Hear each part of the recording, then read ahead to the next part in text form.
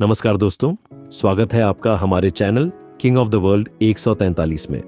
यहाँ हम आपके लिए लाते हैं दिल को छू लेने वाली कहानियाँ जो जिंदगी की सच्चाइयों से भरी होती है। तो चलिए आज की कहानी शुरू करते हैं। आराम से बैठिए और इस सुकून भरी कहानी में खो जाइए। राजा अकबर का महायुद्ध भारत के इतिहास में मुगल सम्राट अकबर का नाम वीरता, उदारता और राजनीतिक चतुराई के लिए स्वर्ण अक्षरों में अंकित है। अकबर का शासनकाल न केवल साम्राज्य विस्तार का प्रतीक था, बल्कि उसमें कई महायुद्ध हुए जिन्होंने न केवल उसकी सत्ता को मजबूत किया, बल्कि पूरे भारतीय उपमहाद्वीप के राजनीतिक परिदृश्य को भी बदल दिया। इस लेख में हम विशेष रूप से अकबर के एक महत्वपूर्ण और प्रसिद्ध युद्ध, हल्दी घाटी का युद्ध, पर विस्तार से चर्चा करेंगे, जो वास्तव में राजा अकबर का महायुद्ध कहा जा सकता है। प्रारंभिक पृष्ठभूमि अकबर ने बहुत ही कम उम्र में सत्ता संभाली थी। जब 1556 में हेमू के खिलाफ पानीपत की दूसरी लड़ाई में विजय मिली, तब से ही उसने एक के बाद एक कई विजय अभियान शुरू किए। उसकी सबसे बड़ी महत्वाकांक्षा पूरे हिंदुस्तान को एक झंडे तले लाने की थी। इसके लिए उसने बल और बुद्धि दोनों का सहारा लिया। राजस्थान उस समय अनेक शक्तिशाली राजपूत राज्यों में विभाजित था। अकबर जानता था कि यदि वह राजपूतों को अपने साथ मिला ले तो उसका साम्राज्य अजेय बन सकता है। अकबर ने कई राजपूत राजाओं से संधियां की और विवाह संबंधों द्वारा उन्हें अपने पक्ष में किया, लेकिन महाराणा प्रताप जैसे कुछ राजपूत शासकों ने उसकी अधीनता स्वीकार नहीं की। यही विरोध हल्दी घाटी के युद्ध की ओर ले गया। हल्दी घाटी का युद्ध एक ऐतिहासिक पृष्ठ हल्दी घाटी का युद्ध 18 जून 1576 को मेवाड़ और मुगल साम्राज्य के बीच लड़ा गया। एक ओर थे महाराणा प्रताप, स्वाभिमानी, वीर और स्वतंत्रता प्रेमी शासक, और दूसरी ओर थे अकबर के सेनापति राजा मान सिंह और आसफ खान। इस युद्ध को राजा अकबर का महायुद्ध इसलिए कहा जा सकता है क्योंकि यह न केवल सैन्य दृष्टि से विशाल था, बल्कि यह एक प्रतीक था उस संघर्ष का जिसमें भारत की दो महान परंपराएं, मुगल शक्ति और राजपूत गौरव, आमने सामने थीं। युद्ध की तैयारी महाराणा प्रताप को पहले से ही अंदेशा था कि अकबर मेवाड़ को नहीं छोड़ेगा। उन्होंने अपने सीमित संसाधनों के बावजूद युद्ध की तैयारी शुरू कर दी थी। दूसरी ओर अकबर ने अपनी शक्तिशाली सेना को एकत्रित कर राजा मान सिंह के नेतृत्व में मेवाड़ की ओर रवाना किया। हल्दी घाटी का क्षेत्र अरावली पर्वतों से घिरा हुआ है और प्राकृतिक रूप से एक युद्ध के लिए उपयुक्त स्थल था। महाराणा ने यहां अपनी सेना को तैनात कर दिया। उनकी सेना में भील, राजपूत और अन्य स्थानीय योद्धा शामिल थे। हालांकि संख्या में वे मुगल सेना से कम थे, पर उनका उत्साह और भूमि का ज्ञान उन्हें बल प्रदान कर रहा था। युद्ध की विभीषिका 18 जून को दोनों सेनाएं हल्दी घाटी में आमने सामने आईं। युद्ध अत्यंत भीषण था। महाराणा प्रताप स्वयं अपने प्रसिद्ध घोड़े चेतक पर सवार होकर दुश्मन के बीच घुस पड़े। उन्होंने राजा मान सिंह पर वार किया, परंतु मान सिंह बच निकले।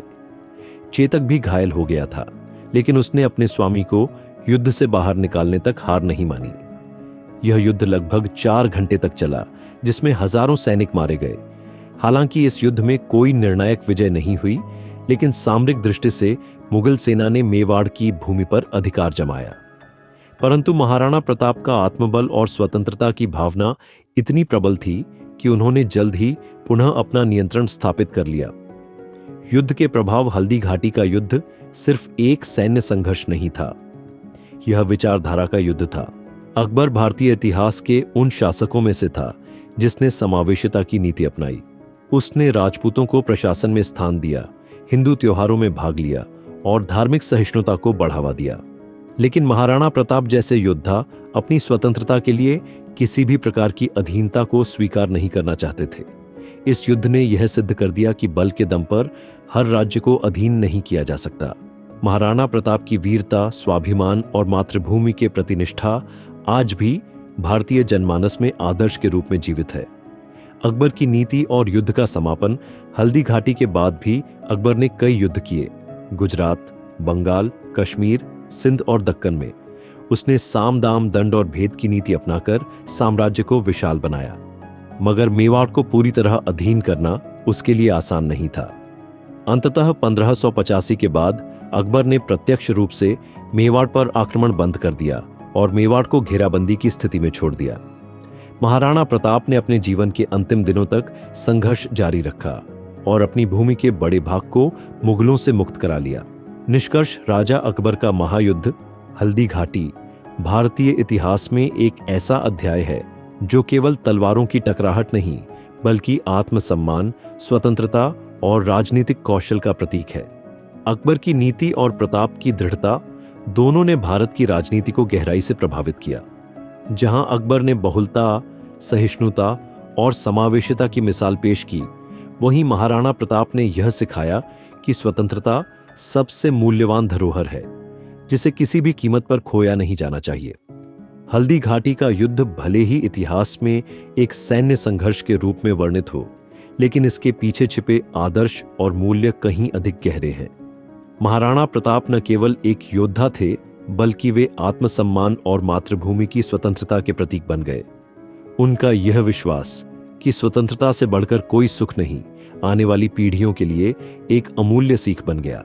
दूसरी ओर अकबर की राजनीतिक दूरदृष्टि, धार्मिक सहिष्णुता और प्रशासनिक कुशलता यह दिखाती है कि एक सम्राट सिर्फ तलवार के बल पर नहीं, बल्कि अपने विचारों और नीति से भी दिल जीत सकता है।